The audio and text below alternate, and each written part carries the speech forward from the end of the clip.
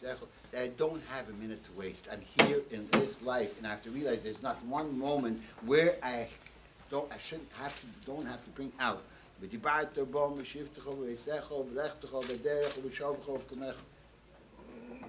not just that I set aside, I did already my duty, and now the rest of the day is mine. If I don't connect every single free moment that I have, and free moment, I mean free moment according to the Torah,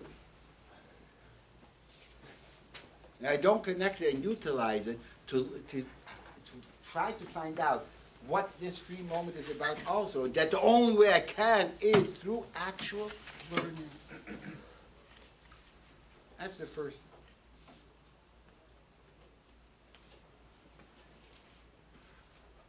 Next thing, how does I go about this learning? So some people, it also says in Hillel Talmud, there's Ein Yaakov, there's Kitzur Shulchan Aruch, which for some people might be hard enough, but some people say, that's it. There's some few easy memoriam that I don't have to struggle too hard. And that's it. That's me.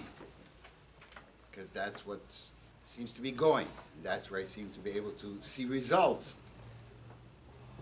And results is what counts usually in the human psyche.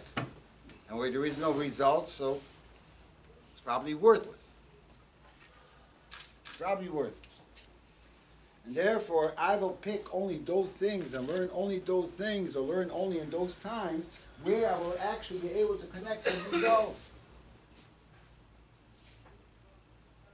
And come out. Like today, it's very popular, smicha programs, and even for Balabatim, B'li Ayin Hora, and I come out with this nice certificate that I'm a rabbi also. It's results! That's the market of the day. Without results, what for? So there's the next Maimer Chazal. What's your complaint? What are you complaining about? I'm not. Did you hear one word of complaint? Sounds to me like you're not very happy about that. No, I just stated fact. Human side works. I did not complain. Okay. We're dealing with the human side. No complaint.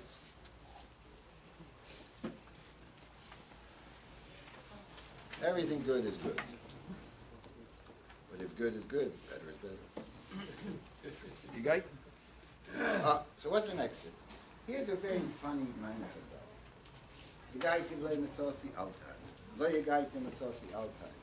Yigaitim mitzasi time. Now let's try to carry it down in simple, literal, everyday language, right? Let's take a kid. I'm teaching him in school. Take a kid. He studied all night and he worked hard. He wanted to get 100 on the test. He got a 60, or maybe even a 40. Another kid, the breeze, I know this stuff. He played his ball or played his game or whatever it is over there. I don't want to mention all the tzadkas you have nowadays. So I got 100. So the kids come screaming, bloody murder. Rebbe, you taught me, you guy matzasi al timing, I worked all night. Lo you guy matzasi al timing, I didn't work at all and I got 100. Happens every day. And sometimes everybody can in his own life can find his experience. And then one more question. One more question. Are we dealing with factual things? Where does Emunah come in? The guy Matzasi al time, don't believe. What happened? Did he find or didn't he find? Did he know or didn't he know? Did he get a good mark or didn't he get a good mark? If he got a bad mark, so what do you mean al timing it? If he got a good mark, so you don't need Emunah. He sees good mukhli. He sees in tangible way. The guy thinks he got results because of the hard work. What's the timing? What's the emunah? Where does the emunah come in? The guy do mitzvah, timing, believe it. Where's the emunah coming? Emunah is something which is not tangible. Where does emunah come in? This Ma'amar Chazal is very, very important. Torah, Avodas Hashem, and everything that a Yid is supposed to do is not learning economics, or math, or science. That's not what we're dealing with. In the physical, tangible world, that's what it is. What I feel, what comes out, that's what it is. No more. Over here, we're dealing with something that a Yid is Maisi Yodai Lispoir. Over here, we're dealing with something that the Eibishter is Maniach Chagedim Tachtenim, and he looks what he's doing. Over here, we're dealing with something which goes beyond the human, tangible imagination. And we're told that you get that by learning Torah. And that's what connects you with it. It shows how you connect with the whole Torah. We're not dealing with something that I can grasp. In order to get it, it's through Yagir. I have to go beyond myself. We're dealing with something which is not tangible in the human perspective. We're dealing with something that the Eibishter is Maniach Al Yedim Tachtenim, and he just cares about this. And this is important. This is Nachas Ruach Lefonai. We're dealing with something which is called a Metzir, not a natural outcome. It's not something I could imagine before, and that's who I will get. That when a person takes a blood Gemara, or he takes a Maimar Chassidus, or he takes any part of Torah, and he sweats and goes over and over and over again, and he doesn't seem to feel the results. The Yagir puts him in a place that he never imagined that he could get there. All at once, a new world is opened up for him. He starts to relate to his Yiddishkeit. He starts to relate to his first 6 Pesukim. That we really can't relate to them. They're just words until I actually put my efforts into it. We're not dealing only with the tangible mark. We're not dealing only with the tangible results. We're dealing with matzasi. Something I never knew before, that I found. Something that came with Hacahana. I didn't even realize I could get there. Then all at once, davening opens up, and I feel I'm talking to the Eibishter, and I'm bowing down to the Eibishter. That's not just motions that I'm going through. The tefillin means something. And that can only come through Yagir, that I give it my all. Not that I just sit back on the couch with my legs crossed. And this is an interesting tape that I'm hearing. And I see over there in the video, this shear, whatever it is. Whoa, yes, this makes a lot of sense. And I can relate to it, and I even repeat it in the mikveh, etc. That's not what we're talking about.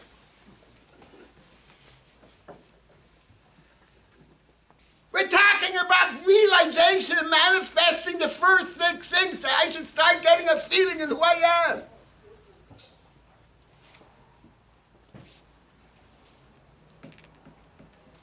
That's what Sasi.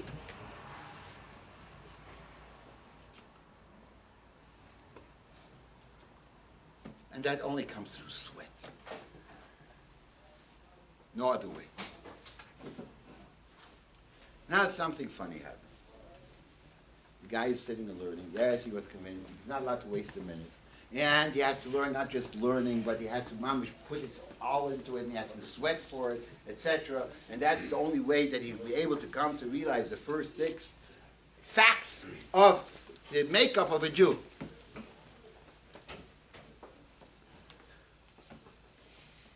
What's the nature of human being? I'm evolved, trying to figure out this traces, trying to figure out the steer between these 2 memorim. I'm trying to figure out something very deep. I become totally separated from everything that goes on around me.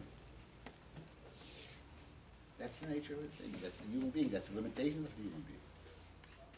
That he's living then in his own world. And therefore, he can sometimes come to ignore, like the Lubavicher Rebbe. He didn't hear the cry of the child. was in the same room or the same floor. Because he was so deeply engrossed. That's the nature. Koshkin, Kavachim,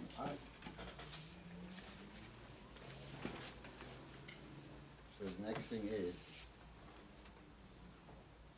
if this separates you from your feeling as part of CLY, if this separates you from the plight of another Yid, if this puts you into a world where you are totally only surrounded with yourself, you're still missing the point. Because then it's not real Torah.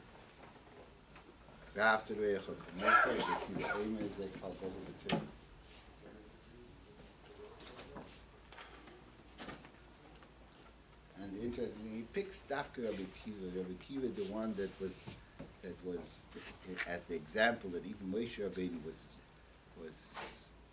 at the beginning wasn't able to understand because he was there tilu shalochas al kol tag v'tag.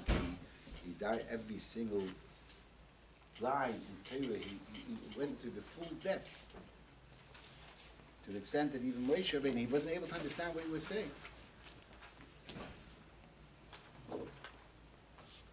So deep he was engrossed. And they showed him that. The Kiva says, after the Torah is not, when you're really learning Torah and taka with all the Yagiyah, it's not allowed to separate you from the necessity of helping another Yid and loving just yourself. And as the Rebbe explains it as many seats as we can elaborate with that way, there is chesed. Okay, we're already overdue. Let's go fast. What? What? Rabbi Okay. wants to listen to you. Who? Next speaker. How do you know? He's here. How do you know he wants to listen?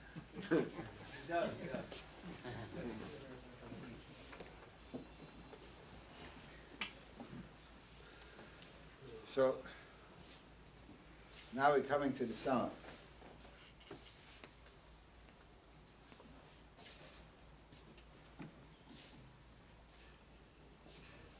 וזה כל העולם תחת ביוסף, ויש כל העולמות ויהנה תחתינו, ויש לא ידיר זו בתחתינו. In other words, that the person says, I go with Zayin, it's going to start my personal elevation. I think it seemed to have been a contradiction of you, Yagiyah and obviously so. So to answer this contradiction, why it's not a contradiction, because I'm not here to reach just the ultimate level of perfection. I'm not here just to reveal the greatness of what I'm all about as a Yid.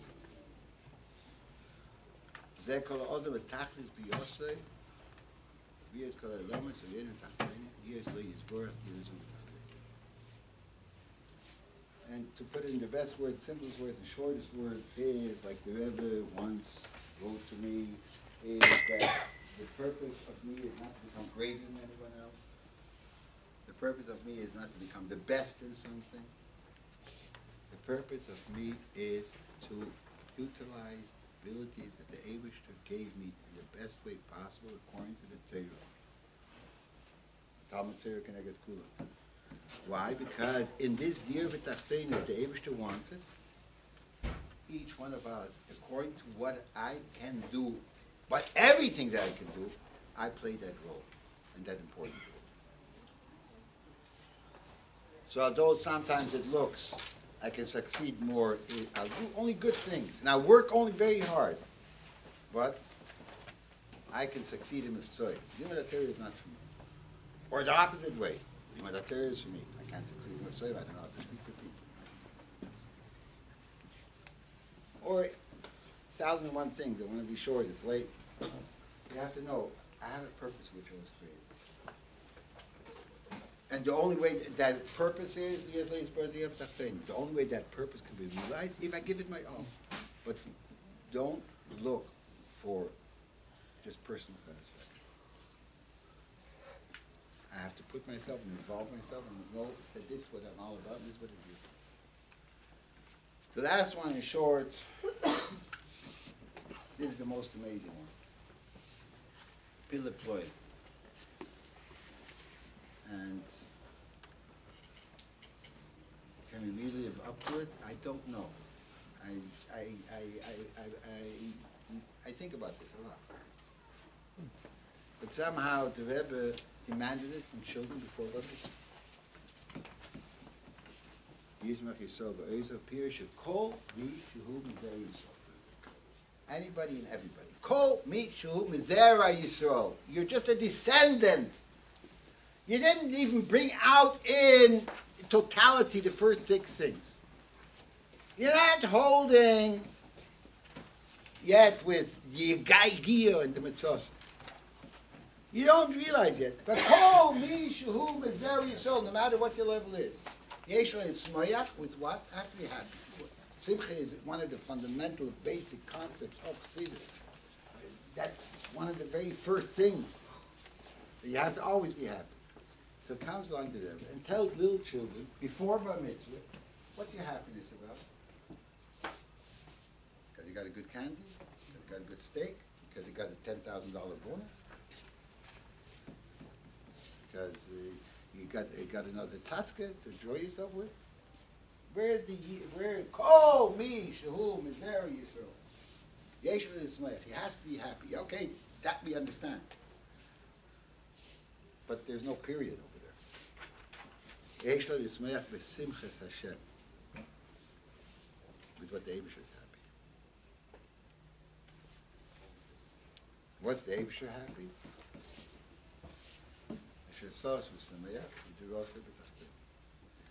That I became another place where the Eibusher can dwell. That my surrounding became a place where the Eibusher can dwell. And that's my happiness.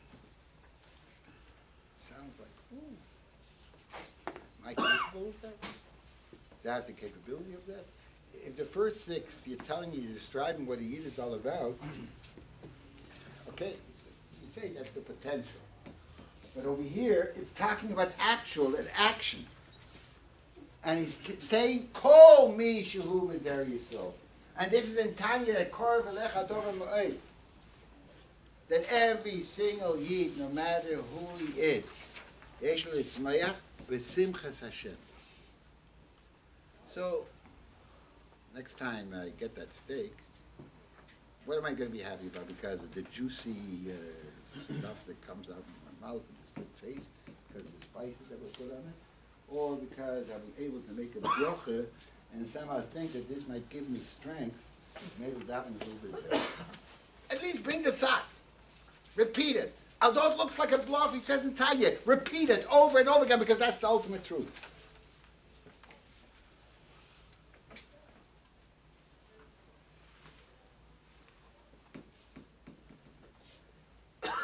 So is there wonder that after we go through this and we try to really live with this,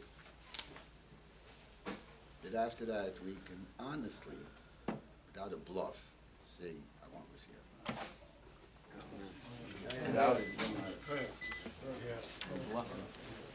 We want to thank Rabbi Shochet.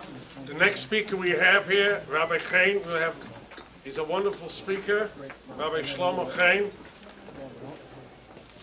And we're going to learn the fine line, Helem Hester, preparation for Mashiach. The silver lining, Sicha Vayechi. With others. Okay, we have handouts. Rabbi Chaim came out, and he's going to bring tonight after mine for the night here in this room. They'll take you sitting next door.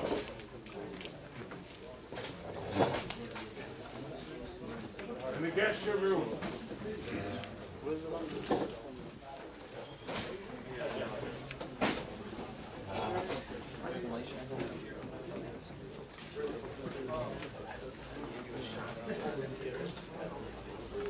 And if anyone can help, it's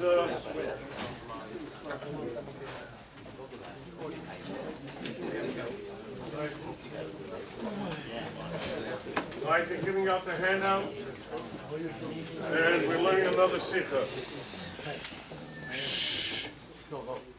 If any people just can move forward, it's, I have this pet peeve against empty chairs, so if you don't mind moving forward. Everyone, please come forward. We have enough space. Doesn't have to shout. I just feel like we're talking to someone.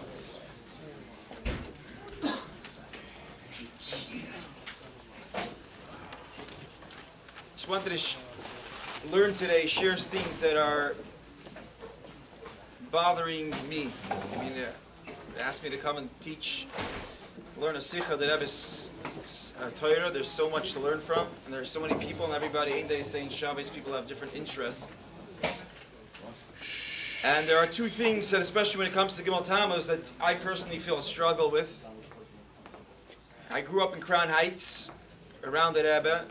And in the years, Memches, Memtes, and this is when I was getting a little older and understand, 88, 89, 90, 91, 92, you could just feel that Mashiach was coming.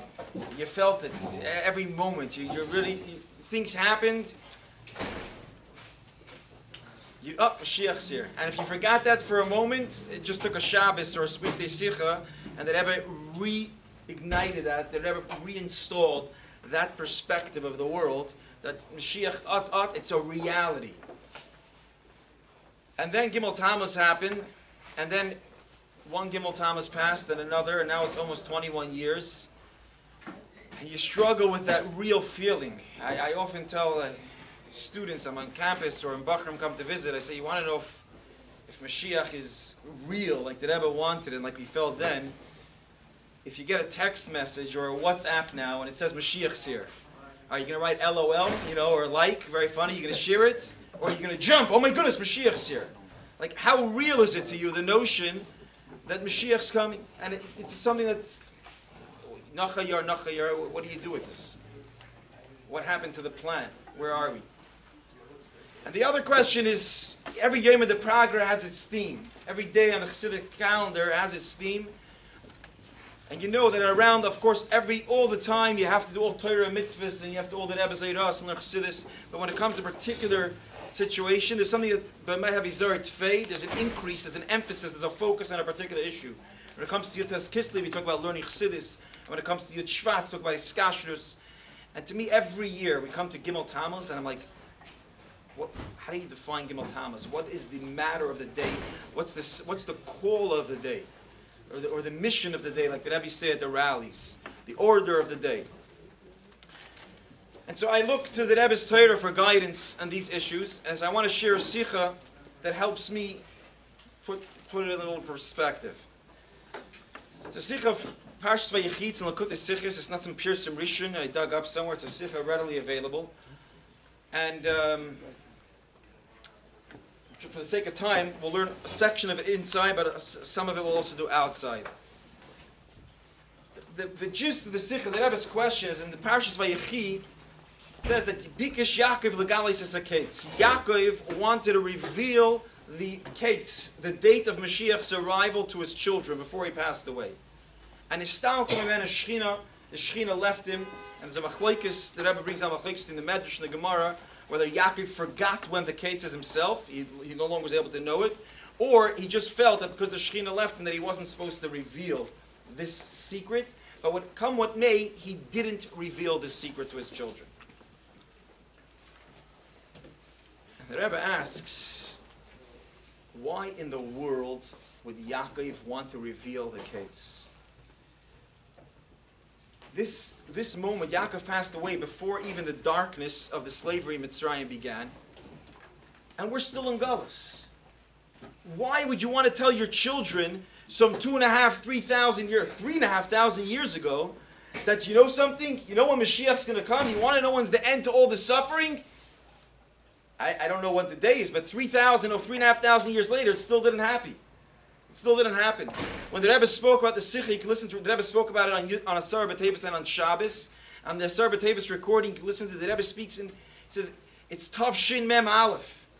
And not only it's Tav Shem Mem Aleph, it's already a few months into Tav Shem Mem Aleph. It's still Asar B'Tevis. V'adayin lo ba. Mashiach's still not here. So why would you want to depress a generation going into slavery in Egypt? Say, guys, I have good news to tell you. This whole point of Yiddishkeit, that we're going to have Mashiach and a Dibur Tachtonim and a Beis HaMikdash, and there's never going to be Galus happening.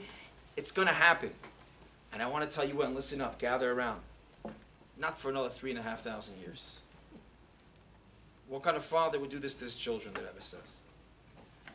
So obviously, Yaakov had in mind some kind of benefit that would come out of this. He didn't just want to share information to depress them. He wanted to share information that would make them happy, that would help them. So what was that benefit? And if there was a benefit, why did the Shekhinah leave him? What did God care if he shares the secret? Yaakov had a piece of good information to give his children that would actually help them. So why did Hashem say, no, you can't do it, let them suffer?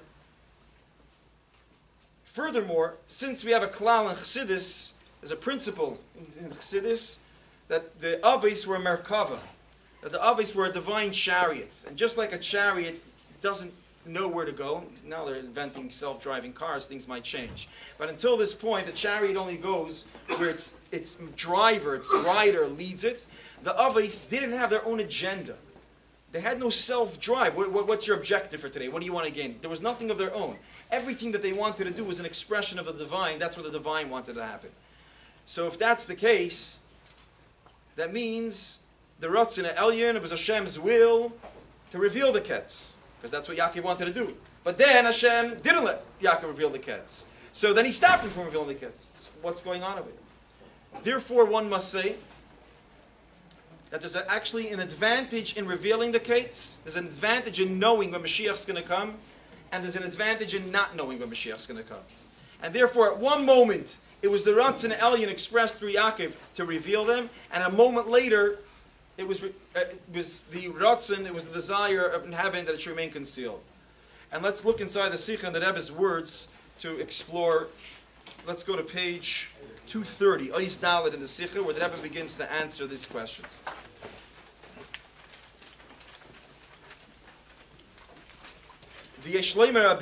One could explain, can offer an explanation for this. Al-Pi Drashas Razal, according to the explanation where the Chachamim say, Ala pasuk Tevi'eme v'siti'eme b'har nachalascha machin l'shiftcha ba'al to Hashem. It's a pasuk in Az Yasher, a pasuk where the Yidden sing when they came out of Mitzrayim. We say it every day that you should bring me and plant me on your mountain of your inheritance, a center for your dwelling that God made. Ba'al to Hashem.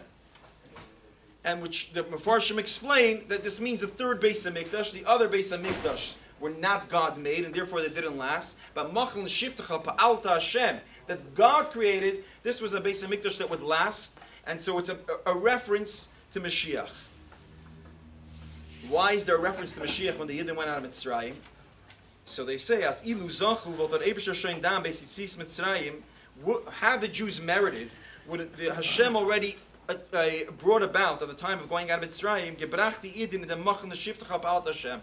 Hashem would have brought them directly into the Geula Mitzvah Shlema, directly to a Beis HaMikdash that Hashem built, directly to a Mashiach era. Was is binyana the kuchabrichu is nechayich kin churban v'galus, because in this type of building, a building that Hashem made, there can't be a churban, there can't be destruction to a building that Hashem constructed.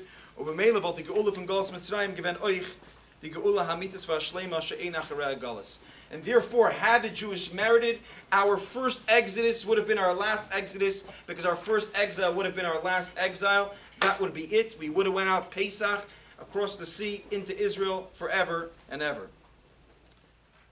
According to this, the Rebbe says, Kumtois, it comes out, as der Keitz in dem Eufen, wie es gestanden in jenem Zman, ilu zachu, that the end of days, at that moment, if they would have merited, is given bisman for Yitzis Mitzrayim. It was at that time. So when Yaakov Avinu would have told them the Kates, with this clause that had they merited, their exodus from Mitzrayim would have been an exodus, Mashiach would have come, it would have been a Geula Mitzvah Shlema. So Yaakov wasn't going to reveal to them some information that for thousands of years still didn't happen. Yaakov was going to reveal to them some information that did happen. They went out of Mitzrayim.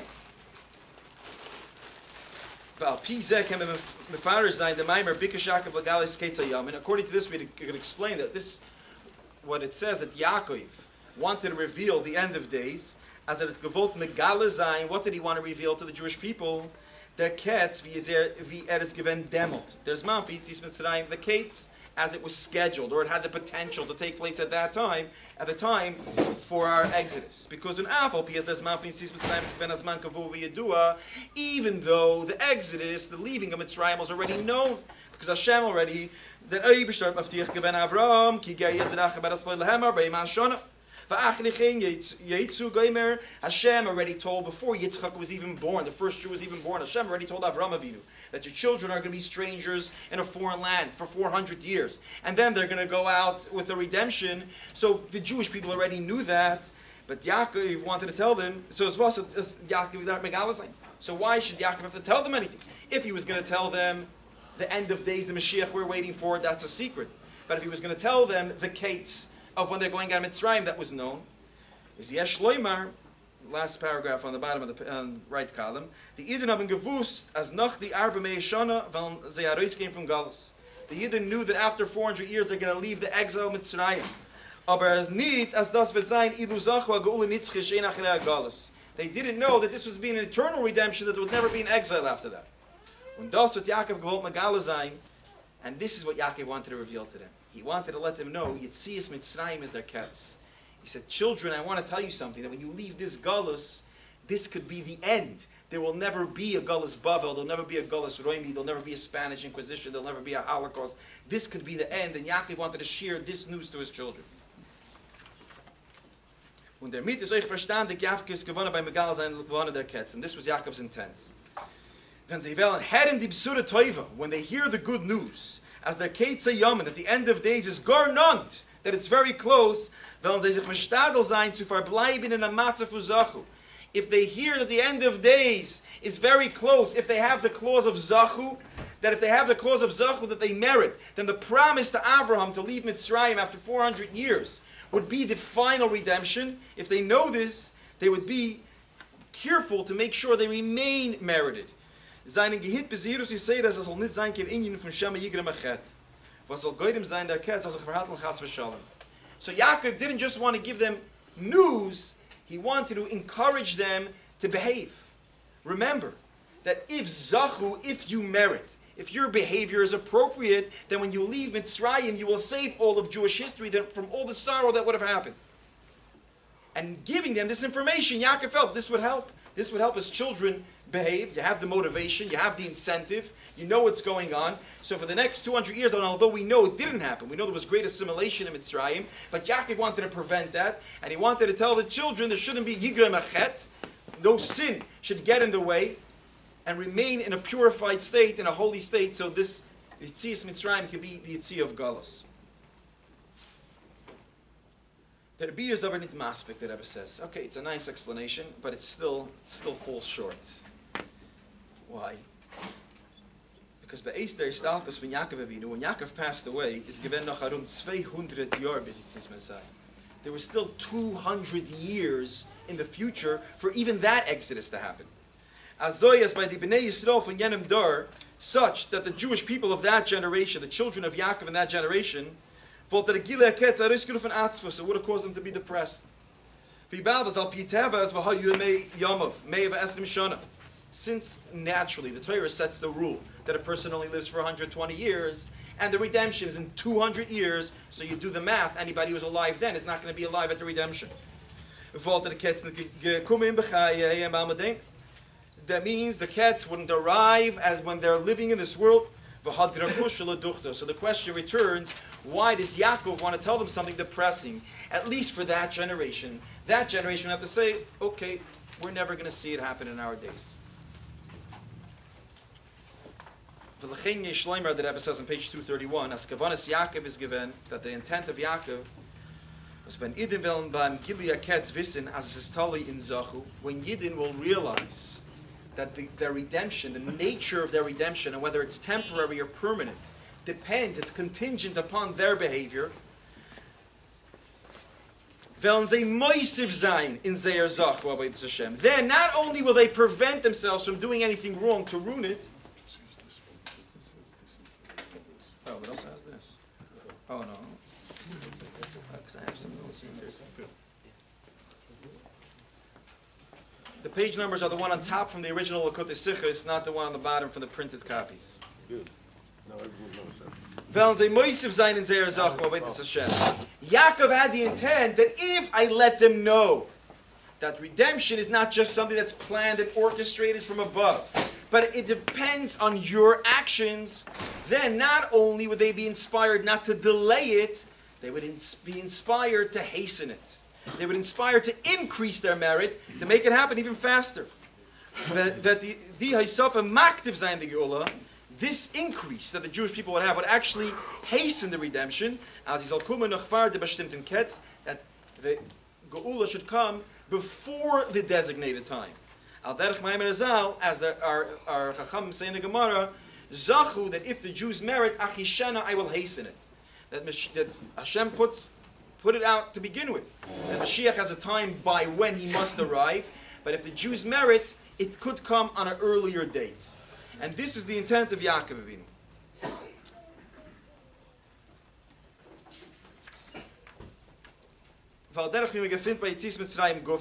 Like you see, the Rebbe brings a precedent from that actual story. Going out of Mitzrayim, we see that the conditions changed, that they didn't have to follow the exact schedule, it was flexible. One of the reasons why the exile, the oppression in Egypt only happened for 210 years, not 400 years, as Hashem originally told Avraham Avinu, and as Rashi, in a long Rashi, points out the calculation how we know that the Yidden were only in Mitzrayim for 210 years, not 400 years. What changed is because the intensity of the oppression hastened and made it happen quicker. Since the Jews were scheduled to be oppressed for a certain amount of time, and the Egyptians intensified that oppression, so what happened in quality made up for quantity in the negative, and they were oppressed in 210 years, what should happen in 400 years, or some kind of calculation that Hashem had like that, and therefore he hastened their exodus. Is moving. So the Rebbe says, you see a precedent that the schedule changed. Just like an intensity, an increase of the impression, hasten the redemption, similarly. And how much more so, since we know that good outweighs bad, so we see that if there would have been an intensity in goodness, in holiness, we could also hasten the redemption. Just like an intensity in evil, in oppression, hasten the redemption. And this was Yaakov's intent. So he had an excellent piece of information which he wished to share with us. And he wanted to tell us, guys, you're not stuck here for a fixed amount of time. You want to know when you're getting out of here? And you want to know when you're getting out of here for good, forever? It's in your hands. Behave, increase, do better than you think you can, and it'll be quicker than it was promised, and it'll be more permanent than you expect. Fantastic piece of information. So why did Hashem withhold that information? Why did Hashem not let Yaakov give his children that information? We could have avoided thousands of years of troubled history. So the Rebbe explains in Sivav. Afal Pikein is Nistalkum men Shechina. Nonetheless, the Shechina departed from Yaakov at that moment. Who knit their lust of Yaakov's almost Galz and the Ketz, and it did not allow Yaakov to reveal this secret. Is the Bir Bazed, the explanation is as follows. The Shleimus Ba'avedas Adam, the perfection of human effort, human divine service, was durch dem Wert Zachu, which through this we merit. When we talk about if you merit, things happen quicker. To really merit, or the word Zachu also comes from refine, like Zach, to really become refined is when the Avodah is melachtecha asher tasa. When the work is your own work. When it's an effort that you put into it. And as our Chachamim say, Adam roitze b'kav shaloi mitisha kav shechavei. A person prefers one of his own rather than 9 of somebody else's. One of his own accomplishment rather than 9 that somebody else gave him or produced. And the Rebbe right away warns that although there's no such thing, a Jew knows there's really no such thing on your own. Every service, every effort, he must have Hashem's help. Like Chazal say, if not that Hashem helped him. So, what does it mean that Shleimus Avodah? What does it you say to have to do on your own? There's no such thing you're doing on your own. It's like the joke in the drushes. We'll make a mixture of a shir and drushes. But the scientists discovered that they could clone a human being. They could create their own human being, so they decided they don't need God anymore. It used to be we needed God for medicine, for food, and for things. But now we went so far that even creating life, we don't need God anymore. And so at this conference of international physicists and biologists, they decided they're going to designate one person, and he's going to go to a mountain and tell God, it was lovely knowing you. Thank you for everything you gave us at this point in time. But in the 21st century, you can have a good day. We don't need you anymore. And so the lot falls on this one person, and he goes, he finds a mountain, he climbs the mountain, he speaks to God. God says, yeah. He says, well, God, you've been fantastic, but we don't need you. And God says, what do you mean you don't need me? He said, listen, we can even create a human being. God says, really? Before I leave, let's just put it to the test. So he says, no problem. God says, if you could create a human being, go out on your own, create in the labs, you create a human being, I'm gone. So the guy says, no problem. And God says, but wait a second, what's if all the power goes out and the labs fall apart? Could you create a human being like I did from the earth if there's nothing left? They said, no problem, we could create a human being from molecules in the earth. God said, let's do it right now. So he picks up a handful of earth, and God says, go get your own earth. So the notion that we do things on our own in Yiddishkeit, what do you do things on your own? What do you on your own? Who are you? We just self came about. We have our own capabilities. We're breathing on our own. We have a mind on our own. We have a willpower on our own. So there's really no own. So if the Rebbe is building an answer here that the shleimus of zachu comes from doing it on your own, the Rebbe wants to warn that, yeah, I know there's no such thing as your own. Always God's involved, but God's involvement can happen in two ways. There are two ways that God can be involved. Aleph, der Siyua and Ezer Melmaila is nirgush beim Adam ha'oived, b'shas un in seine avodah. The first way that you have divine intervention and you feel God's help is when Hashem's help is happening in the moment. When you're working on something, you feel Hashem's help present in the moment. For example, l'dugma avodas Hashem in the zmanim von Eis Ratzin, when we serve Hashem in the auspicious times of the year, like Aser Simei Tshuva, the 10 days of repentance, when the Eibishter is Behimatzai, B'Yosekarev, when the Gemara says that Hashem is found close, or the B'Shabbos v'Yomtiv B'chlal, or on Shabbos and Yomtiv, there are times that it's not only easy, it's enjoyable to serve Hashem. It's enjoyable to work on yourself. There's times when you're feeling the presence, when there's a bit of chazan and it's Rosh Hashanah, and you're prepared for Rosh Hashanah, you're prepared for Yom Kippur, and everybody's in shul, and their talis and their kittel, and shul's packed, and the Rav just gave a good speech, and the chazan gives a hartzik and nigun. At that time, it's easy to feel spiritual. You forget about everything. You forget about your daily taivas and your daily struggles, and you just want to daven and pour yourself into the siddur. And this is a time when the Ezer of Hashem, when Hashem's help is present, when there's an external force, an external drive helping you do what you need to do. But Beis, there is another type of siyua.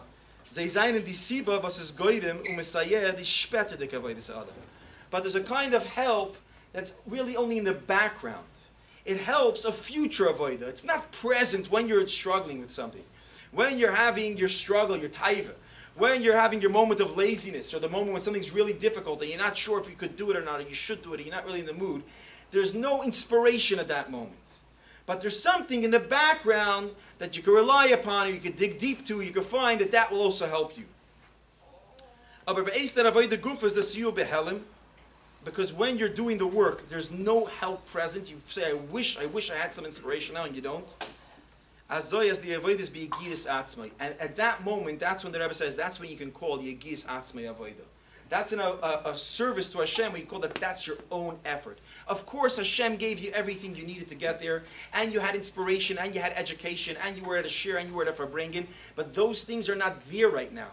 And to have those things right there, right now, you need to work even on inspiring that inspiration, awakening that motivation to do what you need to do. For example, an example of this is when it says in Pirkei Avos, Baskel Yotzes B'chol Yoim, or another place where it talks about that a Baskel, a heavenly voice comes out, and it inspires a person to do the right thing. So the Baskel is not happening. You don't hear the Baskel while you're doing what you have to do. But it could affect you that eventually you have an inspiration that gives you a hearer, an awakening for tshuva in your mind. The Rebbe makes a note here to the Keser Shem, to the Baal Shem Tov, to explain what's this point of a baskel. And the Baal Shem Tov asks the question that many ask, what's the point of a baskel if you don't hear it? Most of us don't hear baskels. And it said the baskel comes out, it's a sort of inspiration. You don't hear a baskel. So what's the point? Baal Shem Tov goes to a Gemara. It's a fascinating Gemara because many times you hear the stories of the silent debates. There's all kind of jokes and cartoons about the silent debate between a rabbi and a priest, or a Jew and a priest, and they can't talk. And I always thought it's just a joke. But it's actually a Gemara. There's a Gemara that Rabbi Yeshua ben Hananya was in front of the king, in the king's palace, in Caesar's palace, and a certain Apikoris, a heretic, was there, and when he saw Rabbi Yeshua ben Hananya, he went like this, turned his head away. So Rabbi Yeshua ben Hananya went like this. So Caesar asked Rabbi Yeshua ben Hananya, he said, what did the guy mean when he shook his head away? So Rabbi Yeshua said, he meant to say that Hashem turned his head away from your people, and you're in Gullus now. Hashem's looked away from you. I hid my face. Aster Paneh. So the king says, so why'd you go like this? He said, because I wanted to tell him that Hashem's hand is still outstretched over us, and he's still protecting us wherever we are.